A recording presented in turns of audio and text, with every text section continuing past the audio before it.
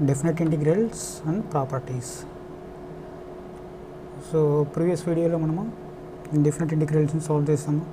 అక్కడ వచ్చేసి definite integrals వచ్చేసి ఏం చేస్తున్నామంటే ఓన్లీ మనం లిమిట్ని అప్లై చేస్తాము. సో ఒక ఫంక్షన్ని ఇంటిగ్రేట్ చేసిన తర్వాత అప్పర్ లిమిట్ లోయర్ లిమిట్ని సబ్స్టిట్యూట్ చేస్తాము. So in case integration of F of X dx ఉందనుకోండి, దాని యొక్క రిజల్టెంట్ వాల్యూ వచ్చేసి F of X, capital F of X ఉందనుకోండి, దీన్ని వచ్చేసి ఏం చేస్తున్నాము, లిమిట్స్ జస్ట్ సబ్స్టిట్యూట్ చేస్తాము. Limit lower limit upper limit. So F of B minus F of A, capital F వచ్చేసి so integration of F of X డిఎక్స్ని capital F అంటాము. Next integration of A to A F of X into DX equal to 0. So limit upper limit next అలాగే lower limit రెండు same ఉంటే దాని యొక్క value వచ్చేసి 0 వస్తుంది. నార్మల్గా ఇంటిగ్రేషన్ వచ్చేసి దేని రిప్రజెంట్ చేస్తుందంటే ఏరియాని రిప్రజెంట్ చేస్తుంది. సో ఒకే లిమిట్ ఉందనుకోండి, అప్పర్ లిమిట్ లోయర్ లిమిట్, అలాంటప్పుడు ఏరియా ఈక్వల్ ఎంత ఉంటుందంటే 0 ఉంటుంది. సో కాబట్టి so lower limit upper limit రెండు ఉన్నప్పుడు వాల్యూ వచ్చేసి ఏమొస్తుంది, 0 వస్తుంది. Next integration of A to B F of X in DX that equal to, so ఇక్కడ వచ్చేసి ఏం చేస్తున్నాం అంటే లిమిట్స్ని ఇంటర్చేంజ్ చేస్తున్నాము. సో లిమిట్స్ని వచ్చేసి ఏం చేస్తున్నాము, ఇంటర్చేంజ్ చేస్తున్నాము. సో లిమిట్స్ ఇంటర్చేంజ్ చేస్తే వాల్యూ అడిషనల్గా ఒక మైనస్ సైన్ వచ్చి వస్తుంది. సో ఇక్కడ అప్పర్ లిమిట్ బి ఉంది, లోయర్ లిమిట్ బి వచ్చింది, ఇక్కడ lower limit A upper limit A. So ఇలాంటి కేసులో వచ్చేసి ఏమొస్తుందంటే ఒక మైనస్ టర్మ్ అడిషనల్గా వస్తుంది. So minus of integration of B to A F of X into DX.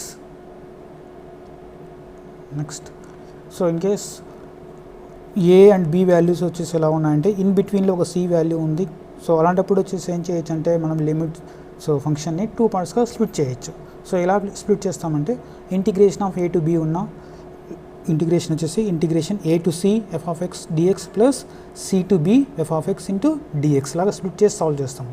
So ఎందుకు ఇలా స్ప్లిట్ చేస్తామంటే ఇన్ కేస్ ఒక ఫంక్షన్ ఉంది, ఫంక్షన్ వచ్చేసి ఏంటంటే ఏ టు సిలో ఒక విధంగా బిహేవ్ చేస్తుంది, నెక్స్ట్ అలాగే సి టు బిలో ఇంకో విధంగా బిహేవ్ చేస్తుంది అనుకోండి. అలాంటప్పుడు సేమ్ ఫంక్షన్ ఇచ్చేసి మనం ఇంటిగ్రేట్ చేయలేము. సో ఫంక్షన్ యొక్క ప్రాపర్టీ బేస్ చేసుకుని మనము ఆ ఫంక్షన్ చేంజ్ చేయాలి. అంటే ఫర్ ఎగ్జాంపుల్ ఒక మోడ్ ఎక్స్ తీసుకున్నాం అనుకోండి, వాల్యూ వచ్చేసి కొన్నిసార్లు వాల్యూ ప్లస్ వాల్యూ ఉంటుంది, కొన్నిసార్లు మైనస్ వస్తుంది. సో అలాంటి కేసెస్లో వచ్చేసి ఏం చేయాలి, minus sign plus sign base చేసుకొని లిమిట్ని మనం స్ప్లిట్ చేయాలి. సో అలాంటి ప్రాబ్లమ్స్లో మనము ఈ ఫామ్లో ఈ ప్రాపర్టీని ఎక్కువగా యూజ్ చేస్తాం. Next integration of 0 to a F of X in DX ఉందనుకోండి. సో లోయర్ లిమిట్ 0 ఉంది, అప్పర్ లిమిట్ ఏ ఉంది. సో అలాంటప్పుడు చేసి ఏం చేయొచ్చు అంటే ఫంక్షన్ని కూడా చేంజ్ చేసుకోవచ్చు. ఫంక్షన్ చేసి ఏం చేయొచ్చు అంటే F of A minus X into DX. So ఈ ప్రాపర్టీ చాలా ఇంపార్టెంట్ ప్రాపర్టీ ఇది. సో చాలాసార్లు యూజ్ చేస్తాం ఈ ప్రాపర్టీని. Next integration of minus A to A F of X into DX. So వచ్చేసి దీనికి 2 వేస్లో సొల్యూషన్ ఉంటుంది. In case function even function అయితే సో ఇక్కడ 2 times of limit 0 to a ఉంటుంది, 2 times of limit 0 to a ఉంటుంది. In case function odd function అయితే value dot to 0 ఉంటుంది. సో ఇది కూడా చాలాసార్లు యూజ్ చేస్తాం ఈ ప్రాపర్టీని మనము. So even function odd function వచ్చేసి మనం ఎలా ఫైండ్ అవుట్ చేస్తామంటే in case function F of minus X equal to F of X ఏందనుకోండి, సో దాన్ని వచ్చేసి ఏమంటామంటే మనం ఈవెన్ ఫంక్షన్ అంటాము. సో అంటే ఫర్ ఎగ్జాంపుల్ కాస్ తీసుకున్నాం, కాస్ వేవ్ ఫామ్ తీసుకున్నాం అనుకోండి, ఇది వచ్చేసి అంటే negative X axis side, positive X axis side. So ఇక్కడ వాల్యూ వచ్చేసి పాజిటివ్ ఎక్స్ వాల్యూ పెట్టిన వాల్యూ పాజిటివ్నే ఉంటుంది, నెగిటివ్ ఎక్స్ పెట్టిన కూడా వాల్యూ వచ్చేసి ఏంటి పాజిటివ్ వాల్యూనే ఉంటుంది, వై వాల్యూ వచ్చేసి సేమ్ అదే వాల్యూ ఉంటుంది. కాబట్టి ఫంక్షన్ వచ్చేసి ఏంటంటే ఈవెన్ ఫంక్షన్.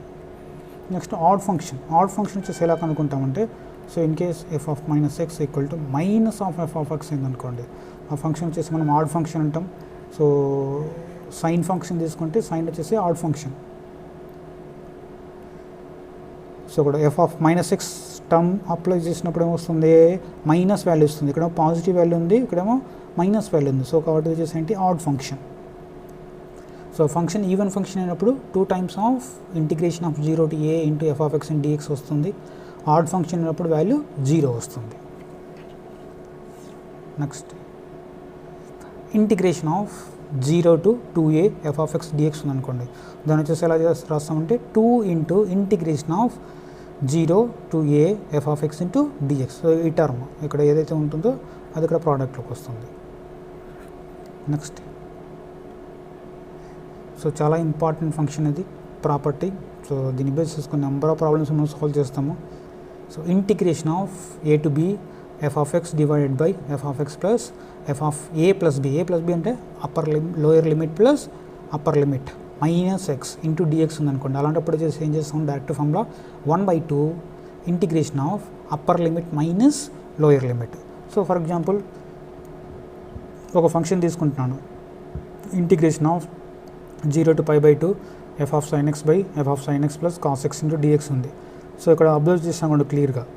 సో సైన్ ఎక్స్ని π/2 మైనస్ సైన్ π/2 మైనస్ ఎక్స్ వచ్చేసి ఏమొస్తుంది, కాస్ ఎక్స్ వస్తుంది. సో కాబట్టి వచ్చేసి ఈ ఫార్మేట్లో ఉంది 0 + π/2 ఏ ప్లస్ బి అంటే 0 + π/2 చేస్తే π/2. So sine of π/2 minus X వచ్చేసి కాస్ ఎక్స్ వస్తుంది. సో కాబట్టి ఈ ఫంక్షన్ కాబట్టి ఏం చేయొచ్చు, డైరెక్ట్ మన ఫార్ములా అప్లై చేయొచ్చు. 1/2 into upper limit π/2 minus lower limit 0. So solve చేస్తే value π/4. So more number of problems ఈ ఫార్ములా బేసిస్గా మనం సాల్వ్ చేస్తాం. కంపల్సరీ మోడల్లో కూడా ఒక ఆబ్జెక్టివ్ బిట్ వచ్చేసి కాంపిటేటివ్ ఎగ్జామ్స్లో అడుగుతాడు. Next property, integration of 0 to π/2 sin nx into dx, so that equal to 0 to π/2 cos nx into dx. So in terms of nth power ఉందనుకోండి, సైన్ కానీ కాస్ కానీ ఉన్నప్పుడు వచ్చేసి ఏం చేస్తామంటే డైరెక్ట్ మనము సో సొల్యూషన్ రాసేయచ్చు. సో అది కూడా ఎలా రాస్తామంటే, సో డిపెండ్స్ అపాన్ n వచ్చేసి ఈవెన్ ఫంక్షన్ లేదంటే add function. In case even function ఉందనుకోండి, ఈవెన్ ఫంక్షన్ అయినప్పుడు n-1/n, నెక్స్ట్ ఒక టూ టర్మ్స్ డిక్రీజ్ చేసుకుంటూ రావాలి. n-1 -2 డిక్రీజ్ చేస్తాం కాబట్టి -3 అవుతుంది. n-3/n-2 అగైన్ ఇక్కడ కూడా -2, అలాగే అండ్ సో ఆన్ రాసుకుంటూ వెళ్తాము. వచ్చేసి ఎండ్ దగ్గర 1/2 ఇంటూ π/2. సో ఎండ్ దగ్గర రాసుకుంటూ వచ్చేటప్పుడు మనకు 1/2 వచ్చింది అనుకోండి, ఎండ్లో వచ్చేసి ఏం చేస్తామంటే మనం π/2 టర్మ్ రాస్తాం. అది వచ్చేసి ఓన్లీ n వచ్చేసి ఈవెన్ ఉన్నప్పుడు మాత్రమే పాసిబుల్ అవుతుంది. నెక్స్ట్ ఇన్ కేస్ n వచ్చేసి ఆడ్ ఉందనుకోండి, అంటే ఏంటి cos 5x అలా ఉందనుకోండి. సో అలాంటప్పుడు సేమ్ అదే ఫార్ములా n-1/n n-3/n-2. సో ప్రతి టర్మ్ 2ని సబ్ట్రాక్ట్ చేసుకుంటూ వస్తాము. అప్ టు ఎండ్ దగ్గర 2/3 వచ్చినప్పుడు వచ్చేసి ఏం చేస్తామంటే ఇంటూ 1 ప్లేస్ చేస్తాం.